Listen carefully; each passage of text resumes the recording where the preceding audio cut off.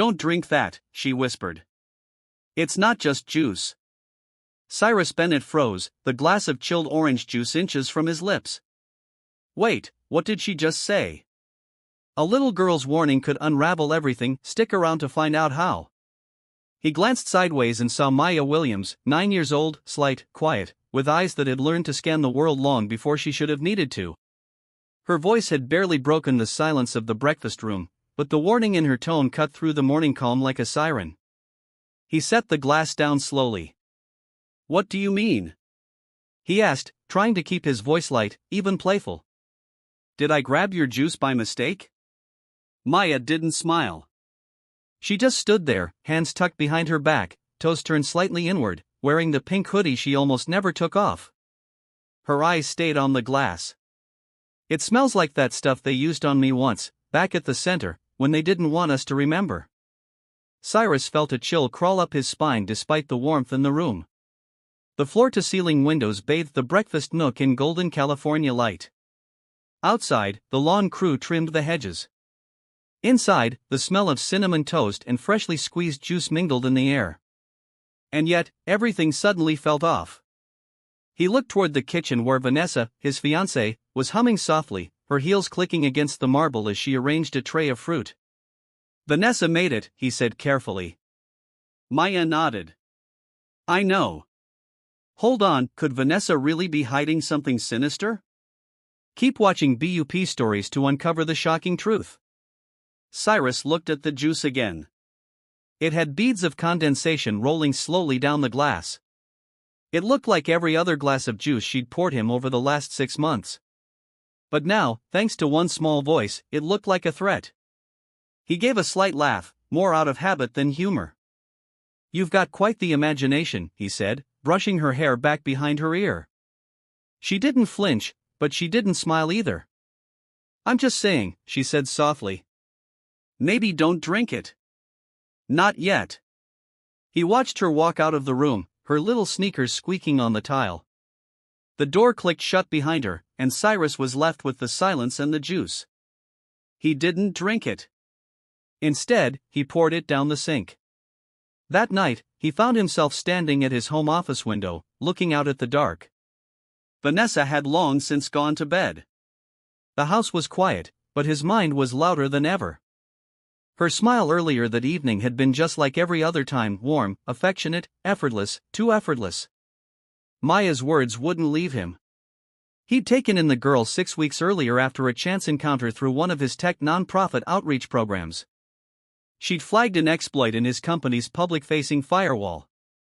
When they traced the IP, they found her sitting in the corner of a group foster home using a second-hand tablet she'd taught herself to repair. Cyrus, intrigued by her mind and quietly moved by her situation, brought her home. It had been quiet, not quite fatherhood, not quite mentorship, but something in between. She was observant, too observant sometimes. She asked very little, but noticed everything. And now she was warning him. He leaned over his desk and pulled up his security monitor logs. Everything appeared in order, but maybe that was the problem. It was too orderly. He opened the home network diagnostics next. Unusual signals. He blinked. One of the side devices, something registering near the second-floor hallway, had a signature he didn't recognize. Not one of the standard routers, not the thermostat or smart fridge. It was something small, active, pulsing, and unregistered. He reached for his phone to call his head of IT, but stopped halfway. He remembered Maya's face, the steadiness in her eyes, the way she hadn't pushed, just whispered and waited. For the first time in weeks, Cyrus admitted something to himself. Maybe he hadn't been paying enough attention. And maybe someone else had. The next morning, he woke early and walked into the kitchen. Maya was already there, sitting on the bar stool, silently stirring oatmeal. She looked up but said nothing. Good morning, he said. She nodded. I didn't drink it, he added, more softly. She paused, spoon in midair. I know. Cyrus sat down across from her. Would you be willing to show me how you knew? Maya's shoulders rose just slightly in surprise. Then, slowly, she nodded. Outside, the sun was rising over the hills of Palo Alto. But inside, something far more important was beginning, a shift, not in power, but in trust. And trust, Cyrus realized, didn't always come from security systems or encrypted firewalls. Sometimes it came from a child's whisper. Later that morning, while the household moved on as if nothing had changed, Cyrus found himself quietly watching Maya from the corner of his office. She wasn't doing anything dramatic, just sitting cross-legged on the rug near the bookshelf, sketching something on her old tablet. But her posture, her stillness, the way she subtly glanced around, he saw something he hadn't noticed before. Awareness, the kind you don't develop unless you've been let down too many times. "Do you always notice everything?" he asked. Maya didn't look up. "Mostly," she murmured. "It's how I know if I'm safe." Her words landed heavier than he expected. Cyrus crossed the room and sat on the leather ottoman a few feet from her. "You said the juice smelled like something from before." She nodded. "The group home. They called it quiet time. Gave us juice that made us sleepy. I learned how to pretend to drink and hide the cups in my hoodie." He didn't speak right away. Instead, he reached into his pocket and pulled out a small scrap of folded paper. "I found this under the baseboard in the hallway closet. Looked like it had been tucked behind a photo frame." Maya took it carefully. The paper was worn, the ink faded. Symbols like a code or puzzle were arranged in neat rows.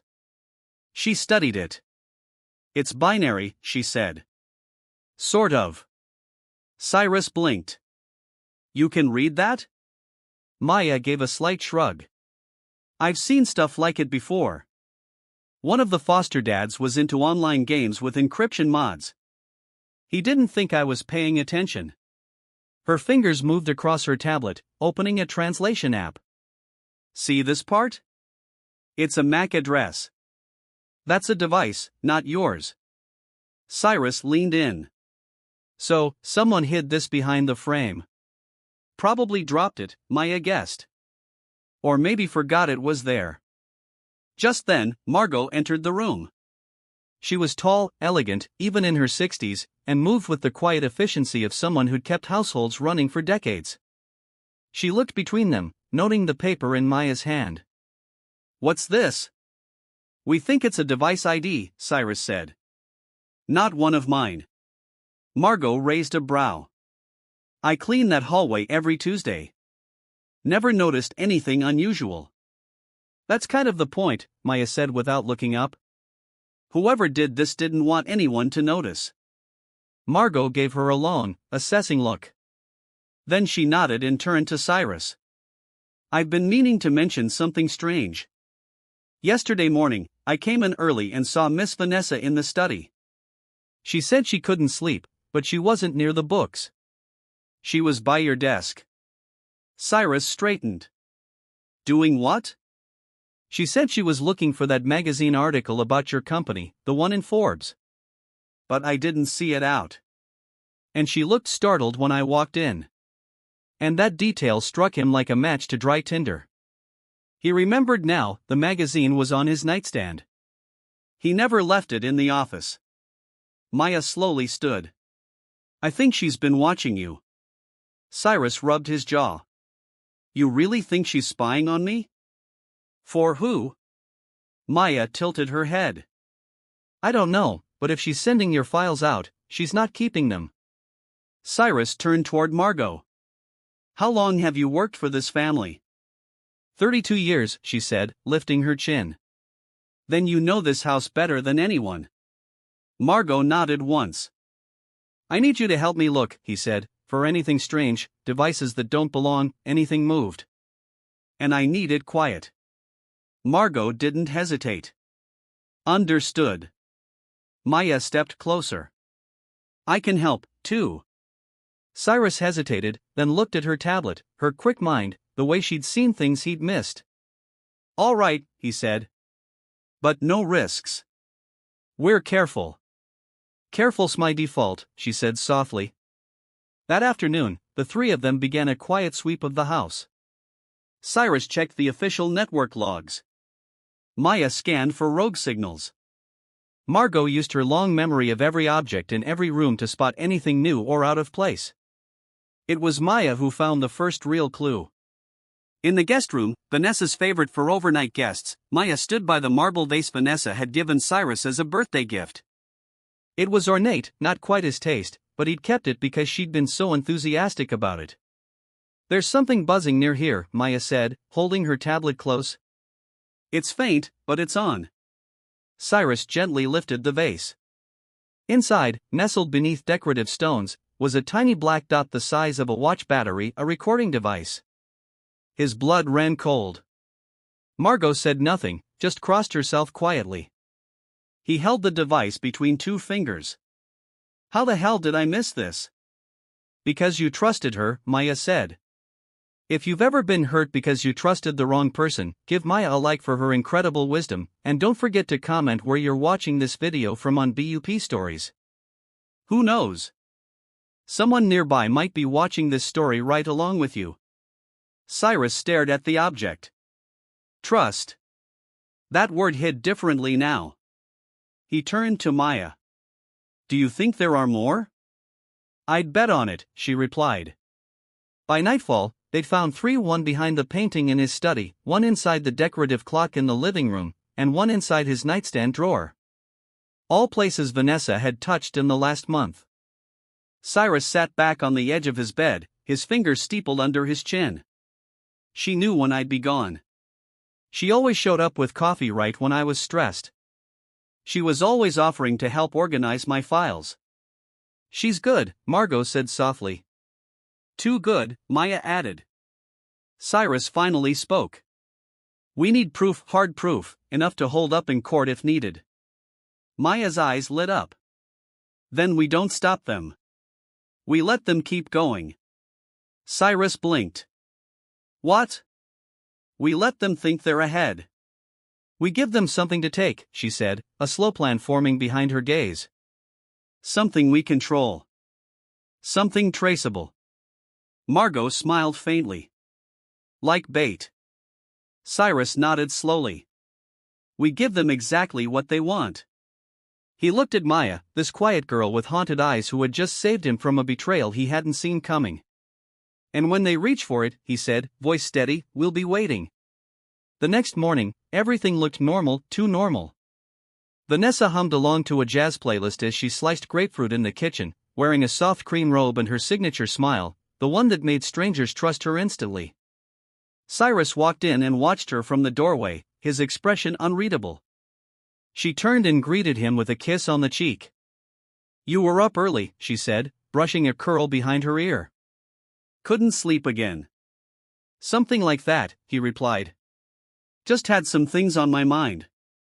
She laughed gently. "You always do." He poured himself a coffee, this time from the pot he made himself.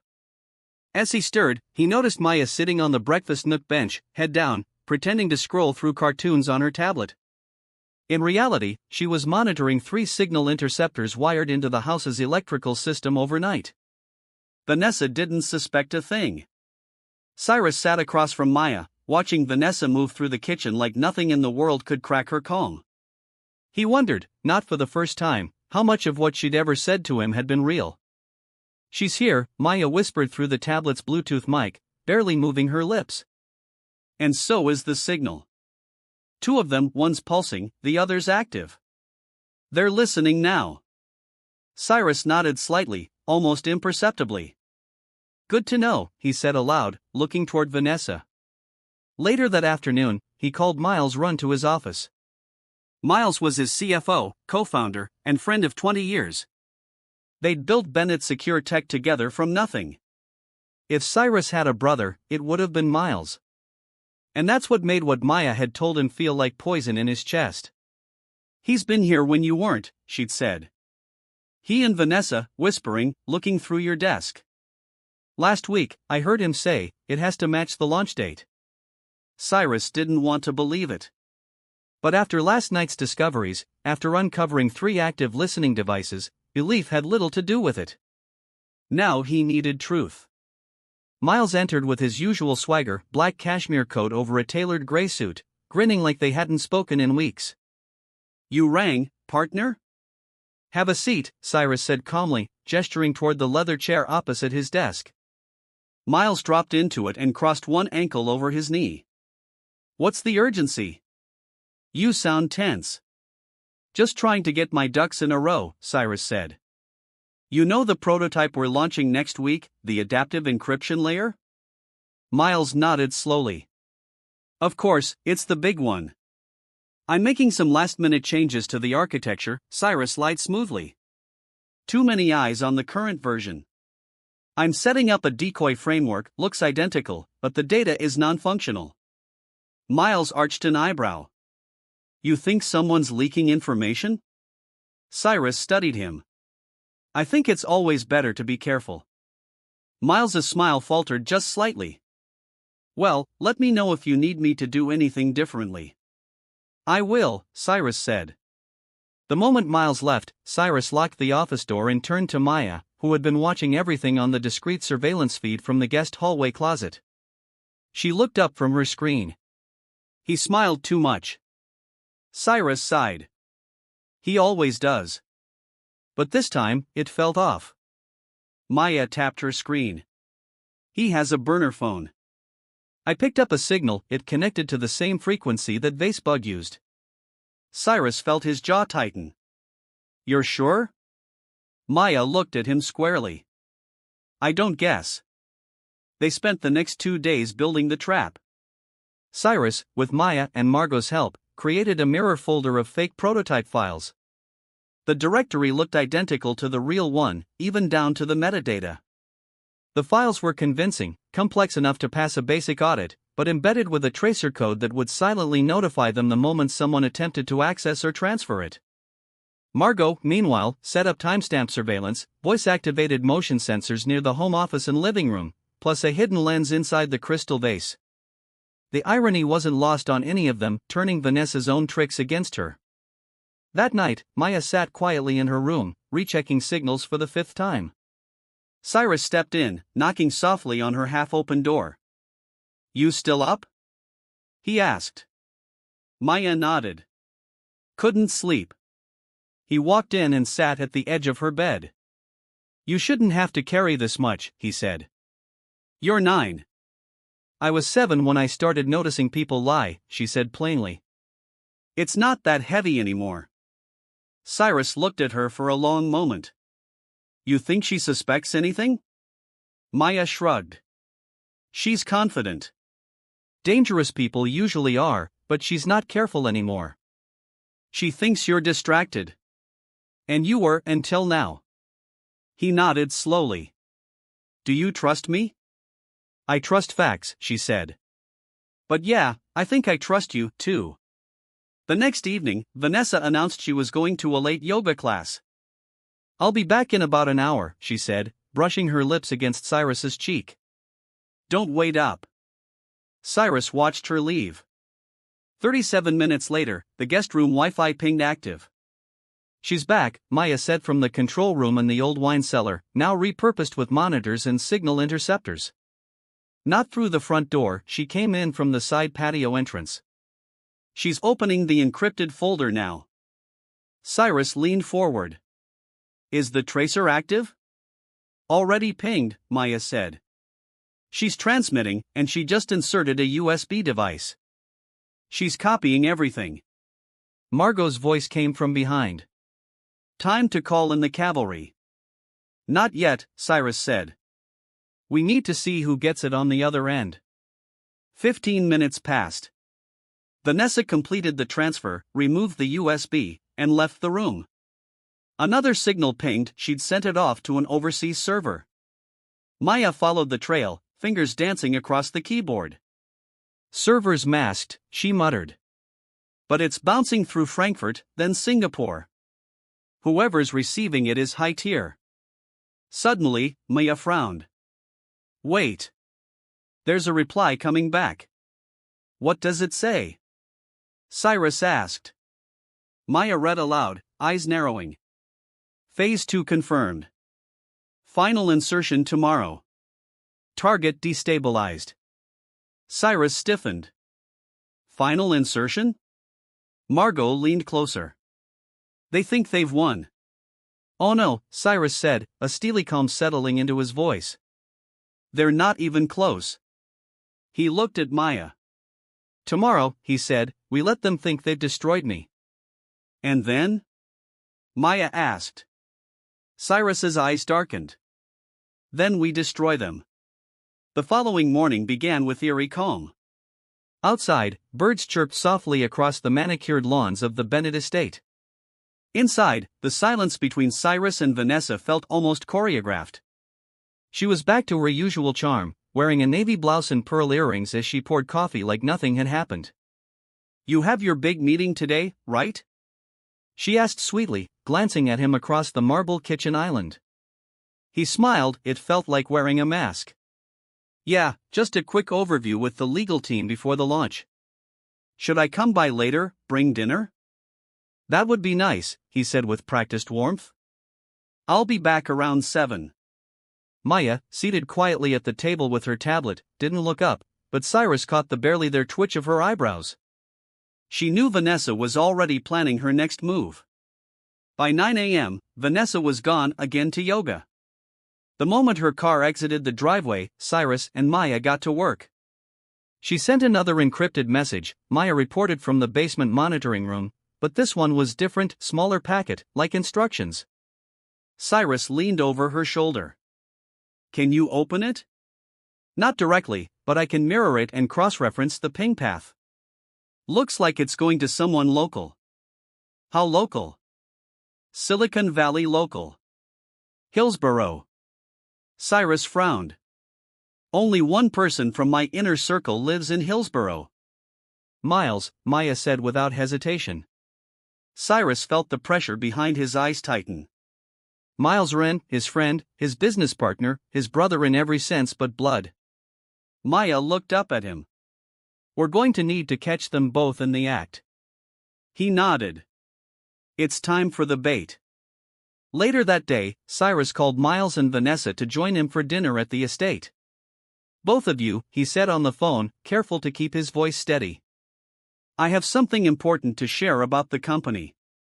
Vanessa hesitated for half a beat. Of course, darling.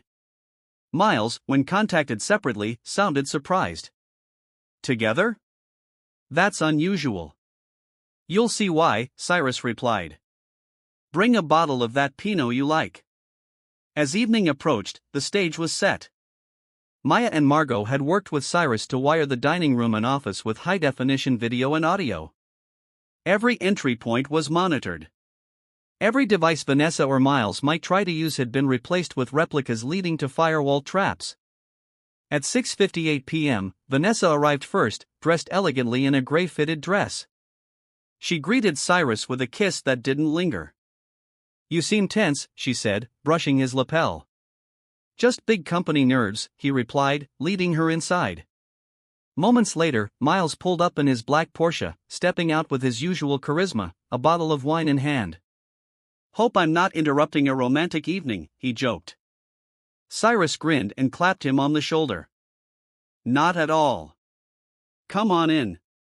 Dinner was served in the glass-walled atrium, with the sun setting in amber streaks beyond the pines. Margot placed dishes with practiced grace, her hands steady, her eyes sharp. The conversation began light, stocks, sports, the weather. But underneath it all, every word was a layer in the trap. Tell us, Vanessa said at last, crossing one leg over the other. What's this news? Cyrus leaned back in his chair, swirling his wine. I've made a decision about the prototype. I've decided to fast-track its release and name the new encryption protocol after my father, the Edward cipher. Vanessa blinked. You never mentioned that. I just decided, he said, last night. Miles looked vaguely uncomfortable. Well, that's quite the shift. Cyrus smiled. I've been thinking a lot lately about legacy. Who I can trust. Who's actually standing with me? There was silence. Vanessa's fingers tightened slightly around her wineglass. And that's why, Cyrus continued, I've asked the FBI to audit the entire digital pathway of our prototype, just to make sure everything's clean. Another pause, a long one. Vanessa's voice was the first to break it.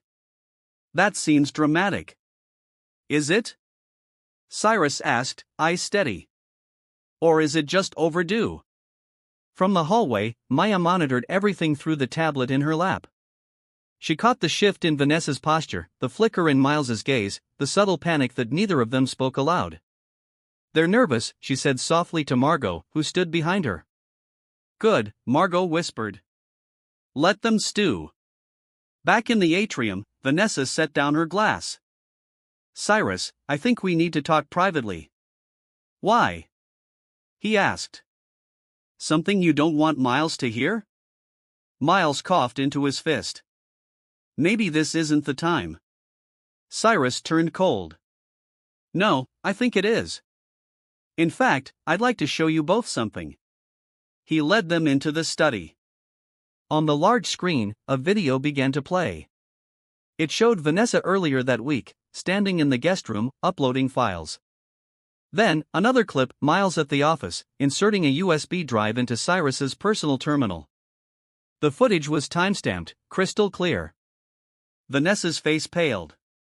Miles took a step back. Cyrus turned to them. "I trusted you, both of you. And you used my home, my systems, my life as your playground." Vanessa's mask dropped. The smile dissolved. Her voice dropped an octave. "You think you've got everything figured out?" "I think I've got enough," Cyrus said. Behind them, the study doors opened. 2 agents entered, plain clothes, badges already out. "Vanessa Quinn, Miles Wren, you're under investigation for conspiracy, fraud, and violation of federal cybersecurity laws." Neither resisted. As the agents cuffed them, Maya entered silently and stood by Cyrus's side. Vanessa looked at her with something between fury and disbelief. "It was you," she hissed. Maya stared at her, unflinching. "You should have been more careful where you put your microphones." Vanessa didn't speak again. As they were let out, Cyrus felt the weight lift from his chest, not joy, just a release, a terrible relief. He turned to Maya. "You saved me." She shook her head. "You saved yourself." "I just told the truth." He looked at her. "Really? That's all it ever takes, isn't it?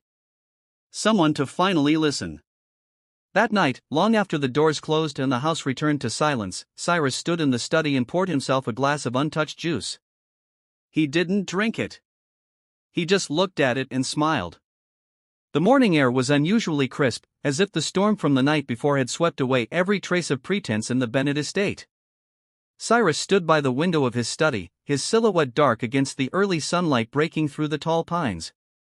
In his hand was the same glass of untouched juice from the night before. He hadn't thrown it away. He couldn't. Not yet. Downstairs, the house had shifted back to a slower rhythm. No more Vanessa's heels clicking on the hardwood floors. No more sly phone calls. No more carefully planned lies disguised as daily routine.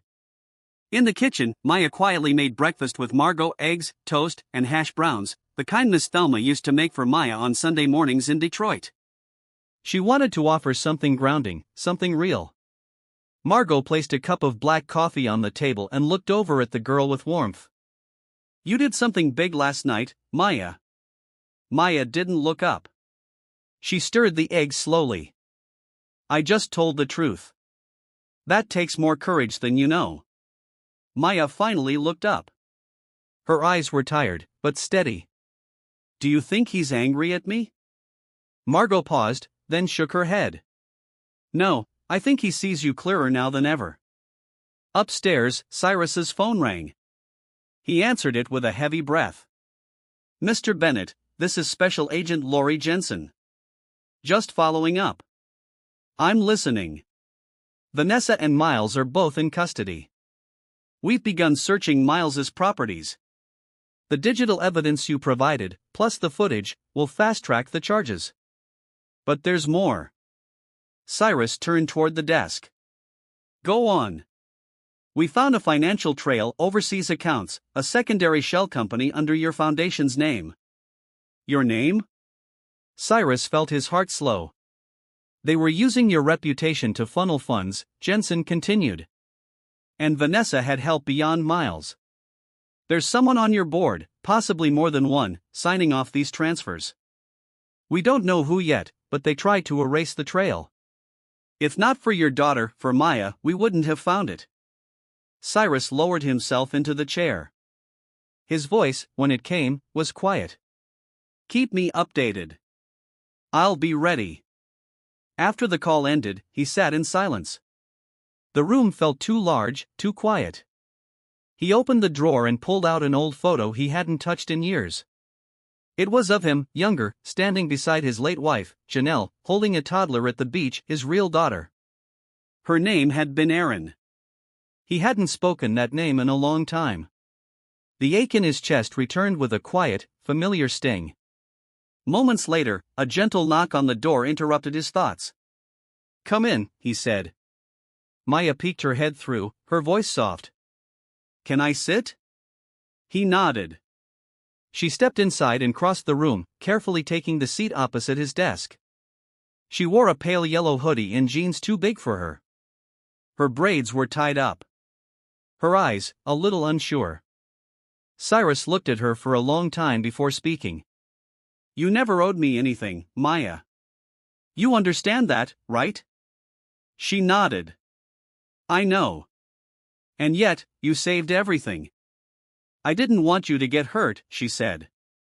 You were kind to me when you didn't have to be. That shouldn't be rare, he murmured. Silence passed between them. Then Maya leaned forward. There's something I need to tell you. Cyrus's brows rose. Go ahead. She took a shaky breath. Vanessa tried to give me money twice. She wanted me to keep quiet about something I saw on her laptop. I didn't take it. I just watched. Cyrus nodded slowly. You saw the account transfers? I saw a video of you sleeping. The footage was close, too close, like it was from inside your room. Cyrus's hand tightened around the edge of the desk. She had a backup drive, Maya continued. It's in her car, behind the license plate. I saw her hide it. Without a word, Cyrus stood and reached for his keys. Wait, Maya said. Let me come with you. He hesitated, then nodded. They walked to the garage in silence. The air smelled faintly of pine oil and cold steel. Vanessa's luxury SUV was still parked inside, untouched since her arrest. Cyrus opened the driver's door, then knelt to examine the plate. A few twists of a screwdriver, and there it was, a small black flash drive taped behind the steel frame. He pulled it free, holding it up to the light. For a moment, neither of them spoke. What if there's more? Maya asked. Then we burn it all down, Cyrus said quietly. Together. Later that evening, in the study, they plugged the drive into an isolated laptop with no network access. What they found made Maya gasp. Videos, dozens of them, not just of Cyrus, but of board members, associates, government officials, each in moments of vulnerability, conversations, arguments, secrets. Vanessa had been building a trove, not just for manipulation, but for leverage. Maya looked away, sickened. Cyrus closed the lid of the laptop slowly, his face unreadable. She was preparing for war, he said. Maya's voice trembled. And you were the weapon. He met her eyes. Not anymore.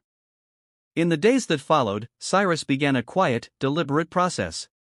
He resigned from 2 boards, fired 3 executives, called private meetings with every major partner. Bit by bit, he rebuilt the walls of his world, but this time from stone instead of glass. Maya stayed by his side, not because she had to, but because she wanted to. Cyrus arranged for her schooling, assigned her a private tutor, and gave her the one thing she'd never had, a voice that mattered. One night, weeks later, as the sun dipped below the horizon, Maya stood on the back patio with a blanket over her shoulders. Cyrus joined her. Cold? He asked. A little. He handed her a mug of cocoa. She took it, then looked up at him. Do you think people can change? I think people can choose, he replied. That's the difference. She nodded slowly, her eyes reflecting the porch lights. For the first time in years, Cyrus felt peace, not because the storm was over, but because someone had helped him see it coming, and he'd chosen to stand in the rain. The rain had returned that night, not loud and furious like before, but steady, quiet, like a whisper against the windows of the Bennett estate. Cyrus stood in the dining room, alone, a folder in his hands. Inside were names he once trusted, names tied to the very betrayal that almost consumed him. Margot entered, carrying 2 mugs of chamomile tea. She noticed his silence. "It's late, Mr. Bennett." "I know." He turned the folder slightly in his hands. "I've been going through the list Maya helped piece together from the flash drive." Margot's brow furrowed. "And?" "It's worse than I imagined," he said. "It wasn't just Vanessa and Miles. 2 of my longest-serving advisors, Harvey Cross and Evelyn Sloan, signed documents authorizing overseas disbursements through a dummy shell." Margot placed the mugs down and sat across from him. "I always felt Evelyn was too polite to be real. She helped me set up the trust in 2003. I asked her to oversee the college scholarship fund. She used it to launder money." Margot's lips tightened. "So what now?" "I confront them," he said, "one by one." "Alone?" He looked up. "Not anymore." The next morning, the sun rose shyly behind a curtain of silver clouds. Cyrus pulled into the parking lot of Bennett Capital Group. The building stood tall, sterile, glass, an empire he had built with his hands, now hiding the rot within its walls. Inside, the boardroom was already occupied when he arrived. 12 individuals sat waiting, murmuring, sipping coffee from their polished tumblers.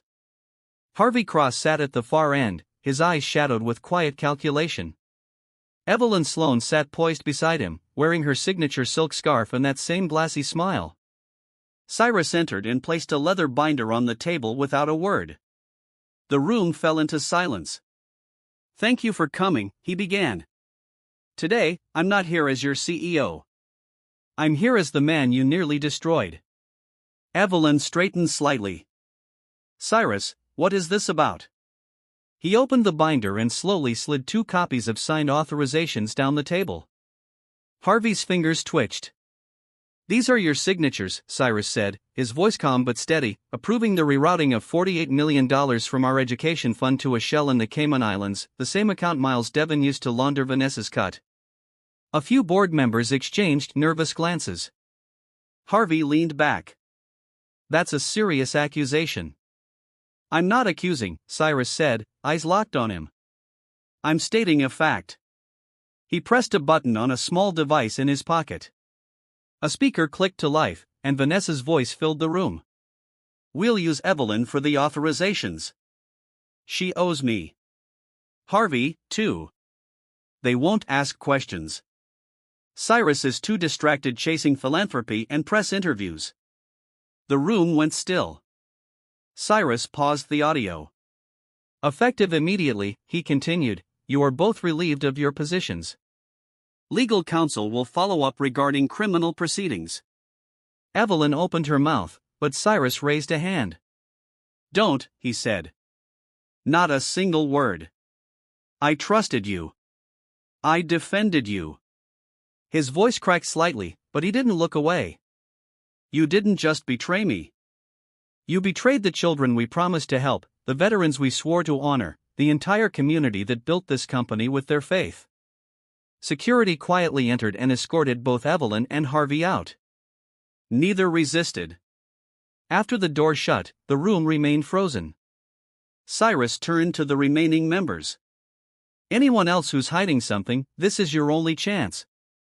Come clean now." Nobody spoke. Cyrus nodded. "Then let's get back to work. But this time, we build with honesty." That afternoon, as Cyrus left the building, he saw Maya sitting outside near the fountain, reading a paperback copy of To Kill a Mockingbird. She looked up as he approached. "How'd it go?" she asked. "They're gone." She nodded once and closed the book. "You did it." "No," he said, "we did." Maya stood, hesitating. "Do you ever regret building all this?" Cyrus looked at the headquarters behind him, then at her. I regret not watching closer. They walked in silence for a few moments. Then Maya said, I think we should do something. Like what? Take that education fund, the real one, and visit the schools it's supposed to help. See the kids, hear their stories. Cyrus smiled. You're becoming a real troublemaker, you know that? She grinned. Guess I've had a good teacher. The next week, they traveled not in private jets or black limousines, but in a rented SUV, stopping at small schools in towns like Pine Bluff, Arkansas, and Gallup, New Mexico, places with cracked basketball courts and tiny libraries run by one person. Maya spoke to students, asked questions, listened closely, and Cyrus watched quietly, deeply, as if learning the shape of the world all over again. One day, in a school in rural Mississippi, a boy named Andre looked at Cyrus with wide eyes. Are you really the man on the news? The one with the glass tower in LA? Cyrus crouched beside him. That's me. Andre leaned closer. You came all the way here? I came to see you. The boy looked down at his old, worn-out sneakers. Nobody ever does. Cyrus glanced at Maya, who nodded. Well, he said, you're somebody, and this won't be the last time. Later, on the road back, Maya asked him, do you think the world's changing? I think we're changing, he said. And sometimes, that's enough to move the world a little. That night, back at the estate, Cyrus received a call. It was Agent Jensen again. Mr. Bennett, we've identified the final piece. Someone else was feeding Vanessa intel from inside your charity's advisory circle. Cyrus's jaw tightened. Who? A pause. Lucille Denver. She's not on payroll, but she chaired the health outreach program last year. Quiet woman, background in data analytics. Cyrus's mind flashed. Lucille, always helpful, always behind the scenes, rarely spoke, never questioned. We'll need your permission to run a deeper audit and possibly a quiet confrontation, off record for now. Cyrus looked out the window into the night. Maya was in the backyard, sitting under the big oak tree, head tilted to the stars. Yes, he said, but let's not corner her yet. He watched the girl he once called a stranger and now couldn't imagine life without. Sometimes, he added quietly, truth shows up exactly when it's meant to. The next morning broke with golden sunlight filtering through the windows of the Bennett estate. The early light painted the floors in long, warm streaks, and birdsong trickled through the cracked kitchen window. Maya sat at the counter, a spoon halfway to her mouth, staring at the television news ticker. Her cereal was soggy, forgotten. Lucille Denver, she whispered. Cyrus entered, adjusting the cuffs on his shirt. Still thinking about it? She was at the gala last year, Maya said. She gave me a cupcake, pink frosting, looked homemade. Cyrus nodded. She worked the donor tables. Never caused trouble. Never asked for anything. She was kind, Maya said, then paused. That's what makes it worse, doesn't it? Cyrus sighed and poured himself a cup of black coffee. Kindness makes the mask harder to see. Later that morning, Cyrus sat across from Agent Jensen in a quiet corner of a cafe in Pasadena. The agent wore plain clothes and spoke without looking up from his coffee. She was careful, Jensen said. Encrypted channels.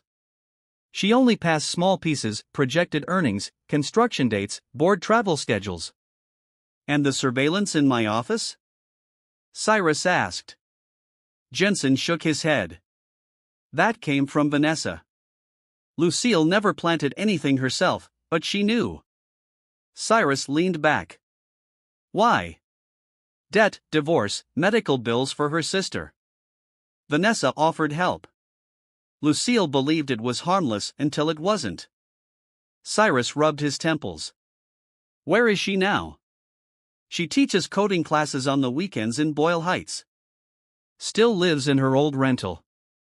We can pick her up anytime. No, Cyrus said, I want to speak to her first, alone. That afternoon, Cyrus and Maya drove to Boyle Heights. The neighborhood was buzzing with kids on bikes, parents hauling groceries, and street vendors under wide umbrellas. It smelled like grilled corn and city sweat. Lucille Denver stood at the door of a community center, helping an elderly man carry a laptop inside. She looked older than Cyrus remembered. Her once dark hair now showed streaks of silver, and her eyes carried the weight of someone who hadn't slept well in years. When she saw Cyrus, she froze. "Mr. Bennett," she said. "May I have a word?" They sat under a rusting patio umbrella in the rear courtyard. Maya stayed inside, speaking softly with the children. Lucille folded her hands. "I assume you know." "I do." She swallowed hard. "I didn't take money. I didn't ask for favors." "But you passed along information," he said, knowing what Vanessa was. Lucille stared down at her weathered fingers. It started with a question, something about site inspection dates, then personnel shifts. "I didn't even know what she was doing until much later." "And when you knew?" Lucille's voice cracked. "My sister Joan has Parkinson's. Medicaid wouldn't cover experimental treatment. Vanessa knew someone. The treatment helped her hold a fork again." Cyrus didn't speak for a long moment. "You broke my trust," he finally said. "But you didn't do it for a penthouse or a promotion. You did it for family." She looked up, startled. "I'm not excusing it," he said. "But I understand it." Lucille's voice was barely a whisper. "What happens now?" "You step down from the foundation today, and you go public." She blinked. "Public?" "You tell the press what you did, why you did it, and what Vanessa offered you. You name every person she corrupted. You tell the truth so no one else like her gets another foothold." Lucille nodded slowly, tears welling. "And if I refuse?" Cyrus's expression hardened. "Then I hand your name to federal prosecutors." Lucille stood. "I'll speak." As they walked back inside, Maya met them with 2 paper cups of lemonade. Lucille took one, her hand trembling. "You're Maya, aren't you?" "Yes, ma'am." Lucille gave her a long look. "You've got courage." Maya smiled, but her eyes were serious. "Sometimes truth just needs a voice."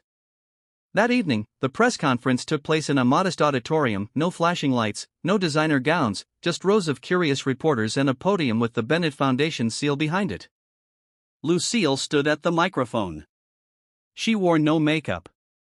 Her blouse was plain, her hands shaking. "I betrayed a man who trusted me," she began, her voice quivering. "I didn't do it for greed, but for desperation, and still, it was wrong." She detailed Vanessa's manipulation, the quiet questions, the promises of help, and the guilt that followed. When she finished, there was silence. Then a single clap, it came from Maya, standing in the back, hands steady. Slowly, others joined in. Afterward, as the crowd dispersed, Cyrus stood beside Maya. "You didn't have to clap," he said.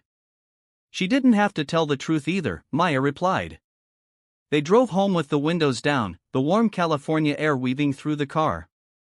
Maya hummed softly to a Sam Cooke song on the radio. Cyrus glanced over. "You really believe people can change?" "I believe people can choose," she said. "That's what matters."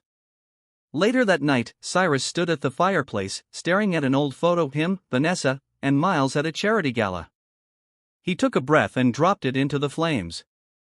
It curled, blackened, and vanished. Maya walked in with a new folder. "What's this?" he asked. "Proposals for the Truth and Transparency Initiative. You said you wanted to rebuild. I figured we'd start with that." Cyrus opened it. Inside were ideas for community reporting, internal oversight teams, youth boards, and at the bottom, a note scribbled in Maya's handwriting, *, "Justice isn't about revenge. It's about making sure no one else gets hurt, *. He looked at her, then back at the folder. "Looks like I've got some homework." Maya grinned. "Good thing you know a straight-A student." Outside, the night deepened. But for the first time in weeks, the darkness didn't feel so heavy. 3 days after Lucille's confession shook the public, the story refused to die. Cable news shows debated it endlessly. Op-eds praised Cyrus Bennett's restraint and Maya Williams' strange but powerful role in the unraveling. But inside the Bennett estate, things were far from calm. Cyrus sat alone in his study, staring at a stack of sealed envelopes, some from board members, executives, politicians. Some offered support, others quietly backed away. But one envelope caught his eye: no return address, no seal. Inside was a photograph, Vanessa, standing beside an unfamiliar man in a dark suit, shaking hands in front of a small private airfield. Scrawled across the back in red pen was a message: she's not done, and she's not alone. Cyrus stood slowly, heart pounding. He crossed the room and picked up the landline. "Get me Jensen. Now." Minutes later, Jensen's voice came through the receiver, low and clear. "We were afraid of this. Who's the man in the photo?" "Name's Garrett Winslow, private contractor, former NSA. He vanished from official records 5 years ago. And now he's working with Vanessa? Looks like it. And if Winslow's involved, she's moving beyond corporate espionage. This could be federal." Cyrus's jaw clenched. "I want security doubled around Maya. She's too close now." Meanwhile, Maya was at the local library, leafing through stacks of printed pages and old case files. She sat at a table beneath a flickering fluorescent light, highlighting names, dates, and notes she had copied from the digital archive. Next to her was a printed list of foundation donors from the past 5 years. She had circled 3 names. One of them, she couldn't shake: Harlan Ellison. Harlan had attended every annual fundraiser, donated heavily to youth programs, and was once photographed with Vanessa at a retreat in Aspen. A quick background check showed he also owned multiple shell companies tied to offshore accounts.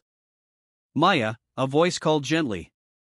It was Mrs. Nguyen, the librarian. "Closing time in 10 minutes, sweetie." "Thank you, ma'am," Maya said, gathering her notes. She stepped into the night air.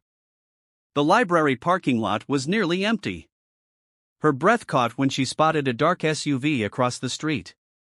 It wasn't parked illegally, but something about the way it just sat there, engine off, made her spine tighten. She took a deep breath, pulled out her phone, and dialed Cyrus. "Stay on the line," he said immediately. "Get somewhere public now." Maya walked briskly to a gas station 2 blocks away, stepping inside and pretending to browse snacks. Back at the estate, Cyrus slammed the phone down and barked orders at the head of his security team. "I want eyes on her. She's not to be alone, not for a second." Later that night, back in the safety of the estate, Maya spread out her notes on the dining table. Cyrus stood beside her, reading the connections she had mapped: a web of donors, shell companies, politicians, all tangled around one name: Vanessa Blake. "This goes deeper than the foundation," Maya whispered. "She's been building something." Cyrus nodded grimly. "Something that hides in plain sight." The following morning, Cyrus and Maya met with Jensen in a secure underground facility near Culver City. The room was bare except for a round table, a whiteboard, and a projector. Jensen clicked a remote, and a series of photos and files appeared. Winslow was spotted boarding a private jet out of Van Nuys Airport 2 days ago. No flight plan filed. Likely destination: Grand Junction, Colorado. "There's a facility out there, looks like a data server farm, owned by one of Harlan Ellison's companies." Maya frowned. "What's in the server farm?" Jensen hesitated. "If we're right, blackmail, audio, video, documents, every corrupt deal Vanessa's touched, every powerful figure she's compromised. She doesn't just want revenge, she wants leverage." Cyrus's voice was steel. "Then we go get it." "Careful," Jensen warned. "This isn't a boardroom anymore. You're stepping into her game now." Later that day, while Cyrus and the agent prepared logistics for a legal probe, Maya stayed behind at the estate. She walked the halls with a feeling she couldn't shake. Something in the West Wing, Vanessa's old study, kept drawing her in. She pushed open the tall oak door. Dust floated in sunbeams. The room was perfectly preserved: a vanity with framed photos, antique books on the shelves, and a heavy armoire against the far wall. Maya's fingers brushed the shelves as she walked. One of the books, a leather-bound volume on art restoration, didn't sit flush. She pulled it. A faint click echoed, and the armoire creaked open not outward, but backward, revealing a narrow corridor behind it. Maya stepped back, startled. Then she turned on her phone's flashlight and stepped inside. The passage was narrow, the walls made of old brick and wood. At the end was a small locked cabinet. Inside, beneath a false bottom, she found what looked like a portable hard drive and a thin folder labeled simply for insurance. She brought it straight to Cyrus. They laid the contents on the desk: USB drives, photographs, and a handwritten letter in Vanessa's perfect cursive. The note read, **, if you're reading this, I'm already gone. But I never played without a backup plan. And you, Cyrus, were always predictable. So, I left you a piece, just enough to remind you who you underestimated. **. The drive contained surveillance footage, boardroom recordings, tapped phone calls, and one clip that made Cyrus go pale, a video of Vanessa sitting in his office 6 months ago, speaking directly to someone off camera. She's smart, that girl, Vanessa said. But kids always think justice is clean. It never is. That's what makes them dangerous. Maya watched Cyrus's face. She was planning this even before I came. She always knew how to read a threat, he said. And now they both knew Vanessa hadn't just betrayed them, she'd built a trap. And Maya had just found the key to unlocking it. The sky above Los Angeles darkened early that evening, as if the city itself sensed the storm about to break. Inside Cyrus Bennett's private jet, Maya sat quietly, buckled beside him. The hum of the engines was a low, steady drumbeat beneath her thoughts. She clutched her notebook tightly, its pages worn from hours of scribbled connections, clues, names, timelines, everything that had led to this moment. Cyrus looked over at her. Nervous? She hesitated. More like ready. Their destination: Grand Junction, Colorado. According to Jensen's intel, the server farm there housed the final pieces of Vanessa's web, a digital vault of blackmail materials that could ruin half the city's elite if leaked. It was also the only thing keeping her in control. She won't give it up easily, Cyrus said.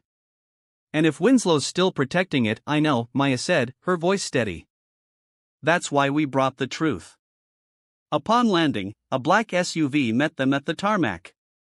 Jensen and a small team of federal agents were already on the ground, hidden in position. The server farm was a nondescript concrete compound nestled between two storage facilities, quiet, cold, and heavily surveilled. From the outside, it looked like any other data warehouse. But underground, it had secrets built to outlast the careers and reputations of powerful people. Inside the command van, Jensen laid out the plan. We go in silent. You two come with me. We get to the central node, extract the drives, and upload what we need to the secured FBI channel. If she shows up, she will, Maya said. They moved swiftly in black coats and muffled steps. They entered through the side-loading dock. The interior was stark, with rows of humming servers glowing in the dim artificial light. Security guards lay unconscious in a back hall, non-lethal darts, Jensen clarified. At the heart of the complex was a small locked room marked authorized personnel only. Cyrus entered the passcode he'd found in Vanessa's personal files. The door slid open. There she was. Vanessa stood in the center of the room, her arms crossed, eyes calm. Her tailored gray suit was immaculate. The sight of Maya made her lips twitch into a slow, icy smile. I was wondering when the child would show up, she said. Did you really think you could undo me with sentiment? Cyrus stepped in beside Maya. You underestimated her, just like you underestimated loyalty. Vanessa glanced at him, bored. Loyalty? Don't flatter yourself. Everything you built, your empire, your foundation, your legacy, it was made of masks and mirrors. You just didn't want to look behind the curtain. Jensen signaled quietly, his agents taking position around the room. I've already backed up the entire server farm, Vanessa continued. Even if you take this place apart, bite by bite, there's a copy waiting overseas. You can't stop the release. You're right, Maya said, stepping forward. We can't stop the data, but we can control the narrative. Vanessa raised an eyebrow. Is that so? Maya pulled out the drive she had found hidden behind the false cabinet back at the estate. She handed it to Jensen. Your insurance drive? The one you thought would protect you? It's going live in 10 minutes. Everything, including the video of you threatening Cyrus, the embezzlement records, the fake donor accounts. You didn't just keep dirt on others, you kept dirt on yourself. Vanessa's face paled, just slightly. You see, Maya said, voice rising, people like you think power is about holding things over others, but real power, it's about owning the truth before it owns you. And we're done being silent. Suddenly, the floor vibrated, a backup generator kicked in. Jensen's comm crackled. We've got movement on the east side. Someone's trying to override the lock. Vanessa smiled again. I told you, I'm not alone. Before she could speak again, 2 agents tackled her to the floor, securing her wrists with reinforced cuffs. Jensen pulled Maya aside. We need to move now. Cyrus stayed just long enough to watch Vanessa escorted out, her heels clicking against the cold tile. Her expression never broke, but her silence spoke volumes. Back in the command van, Maya plugged in the drive and watched the secure upload bar crawl forward. It's done, Jensen confirmed. She's finished. We'll get the rest from here. Cyrus placed a gentle hand on Maya's shoulder. You were incredible. She exhaled slowly. She almost won. But she didn't, he said. Because of you. They flew back to Los Angeles under cover of darkness. By morning, headlines exploded across the country. Whistleblower teen exposes billion-dollar blackmail ring, CEO's fiancée arrested in espionage scheme. Justice unfolds at Bennett Foundation. At the next board meeting, Cyrus addressed his executives with clear eyes and a grounded tone. From this day forward, the Bennett Foundation is no longer a tool for power games. We're going back to our roots, helping children, rebuilding communities, funding honest futures. And we owe that to one brave girl who saw what others wouldn't. He turned to Maya, seated proudly beside him, now dressed in a neat gray blazer and jeans. Her eyes glistened. The room erupted in applause. Later that week, Maya and Cyrus stood at the edge of the community garden they had helped reopen in South Central LA. Kids played nearby, the sun warm overhead. You okay? He asked. She smiled faintly. I still hear her voice sometimes, like an echo, but it's fading. She'll stay in jail a long time. Good, not just for what she did to you, but for what she almost made me believe, that we're too small to matter. Cyrus looked at her, eyes proud. You matter more than you know. Maya reached down and picked a small daisy growing along the garden path. She tucked it into her notebook. For the record, she said quietly, justice isn't always loud. Sometimes it's just a whisper that someone finally listened to. And in that quiet space between the weight of truth and the freedom of speaking it, the story closed with the kind of peace that only comes after the storm. Don't forget to like, comment, and subscribe to BUP Stories for more gripping tales of truth and triumph.